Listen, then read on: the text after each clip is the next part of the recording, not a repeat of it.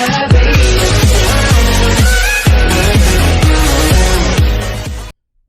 guys? My name is Vinny Tube, and today we're gonna be reacting to the best Pokemon game you never played by Jaden Animations. Now this just came out like I think hang on. I think three days ago, I think. So yeah, I hope you guys enjoyed it. The original video will be linked in the description. Make sure to subscribe to J Animations. If you didn't already, follow me on Instagram and TikTok. And without further ado, let's do it. I just played one of the best Pokemon games ever, and I'm here to tell you all about it. I'm a huge Pokemon fan. Ruby was one of the first video games I remember owning, and I've decided to devote I love Pokemon. Gotta catch 'em all. the rest of my life and soul to the franchise. And by that, I mean I'll play the new games when they come out. Do I have to like them? No. Frankly, I think the past few recent ones have been kind of garbage. But that won't stop me from getting my hopes up thinking the next game will be different, even though deep Pokemon. down, we all know it won't cool. be. But Pokemon does have a few side games you might have heard of, like Pokemon Mystery Dungeon, or Pokemon Stadium, or that weird geometric one. But there's one franchise that I feel like doesn't get talked about nearly as much as it deserves, and that's Pokemon Ranger. I had the original Pokemon Ranger game as a kid, and I remember two things about it. I liked it, and circles. Lots of circles. The flashbacks are beginning. When I remembered Pokemon Ranger existed, I decided to look it up and see if it was worth possibly making a video on, and that's when I realized there were actually 3 Pokemon Ranger games. Pokemon Ranger, Pokemon Ranger Shadows of Amia, and Pokemon Ranger Guardian Signs. Bit of a Pokemon Ranger mouthful, but I digress. I was looking at some forums of people discussing which one they thought was the best, and the Shadows of Amia one seemed to be high on a lot of people's lists. So I bought the game. Now sit down and get comfy because I just played this game for the first time, and I'm here to tell you about why it's the best game ever. The game starts off with your character taking the entrance exam to a Pokemon Ranger school, and it only took me 2 attempts to draw 5 consecutive circles around this barely moving Pikachu. You're dang right that's impressive. I guess that's all it takes, because now I'm officially a member of this secret army for this inscrutable teen school plotting to rule the world. Oh, he's just kidding. Yeah, it's a normal school. I'm introduced to my class, and for some reason they've been, like, starved for new human contact or something, because they're bombarding the teacher with questions. Are they a boy or a girl? Which is it? Is she cute? So I'm introducing myself, and apparently the teacher catches this Keith kid looking at me with a big grin. Anyway, you go sit next to Keith. Oh, okay, just plop me right next to him. Yeah, I don't mind or anything. Thanks, Teach. Anyway, you get a tour of the school from the scroll with me, meeting the other teacher, Mr. Kinsaid, who's apparently a stickler for making sure kids don't run in the hall, and this kid Isaac that Rhythmy called Mushroom Hair. Both my IQ and my height in centimeters are 163. Alright, bud. After getting a feel for the school, you're taught how to capture Pokemon with your styler. Loops portray the feeling of friendship, so the more Bulbasaur and Pikachu are so cute. loops you draw around the Pokemon, the more it will submit to your friendship. That's nice. Touch the Bidoof. You finish the school day and are fast asleep in the dorms when all the students decide it's initiation time. Get up, sleepyhead, it's 4 a.m. Time for your student initiation. Yes, sirs. They tell you to find all 4 of the stylers they've hidden around the giant school, and after doing so, you have to put them in the basement for some reason. So you head down there after finding them all, and are in the basement when... Why are you down here? Only I'm permitted to be in the basement. Leave now!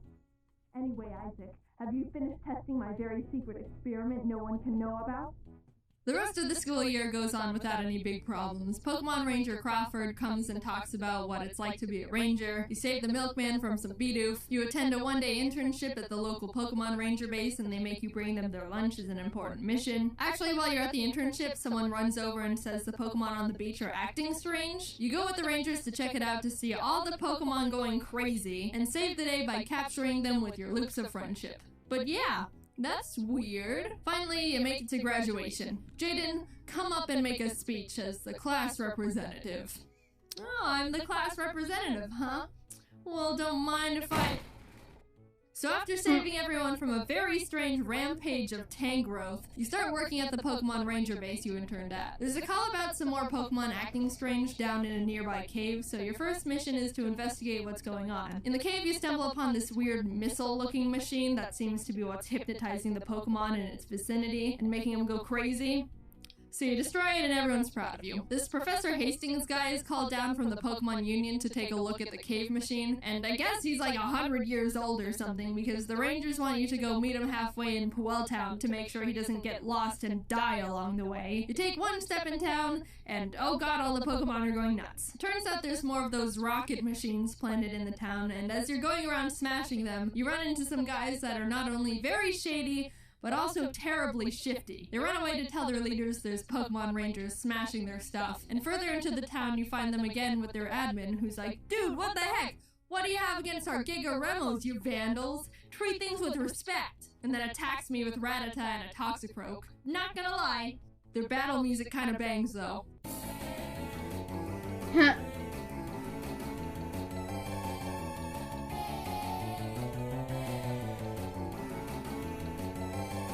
Turns out they're part of this gang called Team Dim Sun, and after capturing their Pokemon with friendship loops, they decide to retreat. We're able to find Professor Hastings and bring him back to the base to analyze what we now know are Giga Remo machines. He finds a tiny black crystal in the center that seems to be the thing that allows Team Dim Sun to control the Pokemon. The base considers this a problem, which is reasonable. And now the Pokemon Union starts getting involved, which is like the big head honcho of Pokemon Ranger bases where all the Ranger prodigies are. The story continues as the Union tries to uncover more about what Dim Sun is up to, and you keep interrupting their plans. You catch them trying to drill a tunnel in the side of a mountain. You catch them having a secret base and cargo ship in the middle of a volcano, which Mr. Kincaid has found to be part of Dim Sun. Big surprise, didn't see that one coming. You haven't been running in the ship's hallways, have you? You catch them mining hundreds of dark crystal shards in an abandoned mine. That one was a bit of a problem because apparently there was the mother of all shadow crystals there, powerful enough to power this incredible machine they're in the middle of developing that they plan on using to control all the Pokemon within a 500-mile radius they got their grubby hands on and helicoptered away to their headquarters.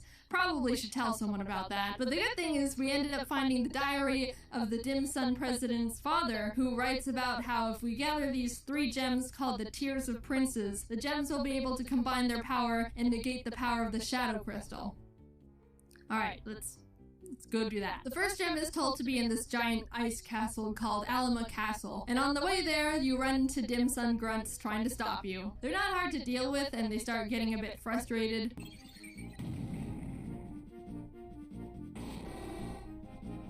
I want to pay you with a snowball. Hard. You make it to the castle after swimming through a bunch of ocean boulders and whirlpools that totally didn't slow me down at all, and end up at the castle where Dim Sun is already running around in trying to get the gem first. These guys are blocked from going any further because this giant chunk of ice is in front of the door, and the grunts are like, "Man, that's a big hunk of ice. If we made snow cones out of it, we'd be able to feed like 403 people." And then they see me standing there and are all, "Hey, that outfit! What are they called again? Pokemon Ranger? You came for a snow cone?" You deal with that whole situation and end up in the room just before where the gem is being kept, where you're introduced to one of the members of Team Dim Sun's Sinistrio, Ice. I don't know what his deal is, but he called me Jaden Noob and then dabbed, so I had to murder him. Well, I captured and freed his Frostlass and he scurried away all, "Well, I didn't need the gem anyway." After gaining the trust of the Lucario guarding the gem with more of my loops, the blue gem of the Tier of Princes is mine. Fast forward a bit and you get the red gem as well after defeating Sinistrio Lavana and her Infernape. She doesn't dab, but she does do this sexy little dance. The guy from school, Keith, who's a ranger now, was a And this Pokemon game looks fun. Maybe I want to try to play this game. But trying to get the yellow. Yeah, I don't know. Gem and hasn't come back yet, so the Union's like, "Alright, Jaden, go check on him." You hop on a boat to the destination, but whoops, apparently a Wailord is in trouble. I'll just go down there and see. Yep, I thought so. These Dim Sun grunts are trying to kidnap a Wailord, and after destroying the machines that were trapping it, they decide to just grab a Wailmer instead and try to convince their boss it's a Wailord mini. You follow them on the rescued Wailord and start infiltrating their base. Down a hall, you discover the grunts squishing the Wailmer through the door, and as you follow them into the room, they're like, "Oh crap! Shoot! Do you want to deal with the ranger? Oh no, I'm too wimpy. I know. Let's apologize.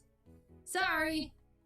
We got the ranger's confidence. Charge! And then drop a truckload of Slackoth on me. After capturing all their Slackoth, they're like, oh no! And then all of them just grab me and shove me out of the room and lock it. Which honestly is more effective than like 99% of all video game villains. So you keep running through the base and end up actually finding mushroom-haired Isaac from Ranger School. He's been manipulated into building Dim Sun's incredible machine, and we agree to take him back to the Union after we finish up our business in the secret hideout. We finally encounter Mr. Kincaid, who's manning the Whale Lord operation. He's being all maniacal, but we successfully capture his Glysker, save Whalmer, and bring Isaac safely back to the Union, where he gives us access to the incredible machine blueprints. Skipping ahead in the story a bit, we end up not being able to get the yellow gem because Heath, the last of the Sinis trio, kidnapped Keith, and we exchanged him for the yellow gem. I kept trying to say no, but I guess it's good we saved him. The Union makes a plan to have their top rangers go and fly to Dim Sun's headquarters and face them head on.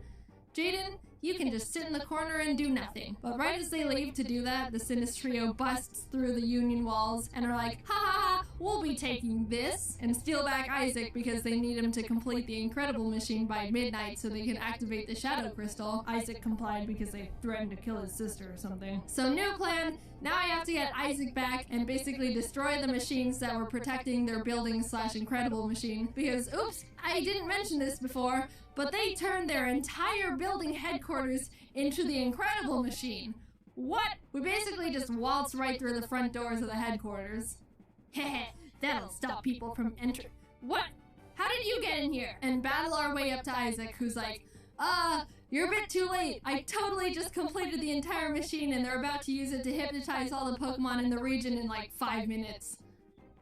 Well, at least your sister's not dead. So you run to the top, defeating the Sinis trio every floor of the way, and grab the last Tears of Prince's gem. And you get to the top where you meet the Dim Sun president Blake Hall for the first time, and he's like, you're too late, it's time for darkness.